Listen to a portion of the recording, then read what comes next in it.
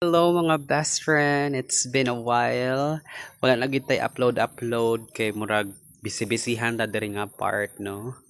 Nawala na gid ang essence sa consistency na nabi sila. Consistency is the key daw so that ma-monetize ka, and then your engagement and everything ma-detect sa algo ni Lolo Mets ang ato ang mga videos para ma-monetize and all. Pero sa unta man, as much as we would like to upload, murag wala gid no, wala gid makaya sa powers nagtinapulan, 'di ba? For short.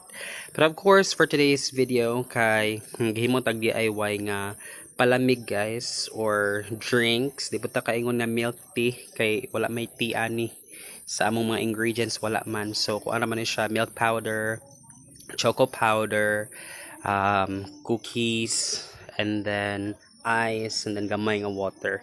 So mora na tong ingredients. So muna gid akong tago-tago guys sa mga brands sa atong ipanggamit nga ingredients guys no, pero naagi mo uban nakita gid siya. Ato siyang itago kay dili man ni siya sponsored, right?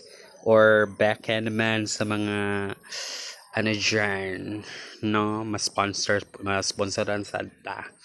But anyhow, so mo na siya guys. Nagkatawa ko ani nga part because gitry na ko siya og focus pero dili ko siya ma-focus no. Nakatawa na lang ko kay lagi bati man kitag camera. Pero sige pohon kay mag-invest ta. Hindi makabayad na ta mga utang. Oh my god. So ana siya guys, wala siya may mga lingam, nahog na lang sa ni siya og family bonding. Kauban ako akong sister ani ug ako ang pag-umangkon paghimo.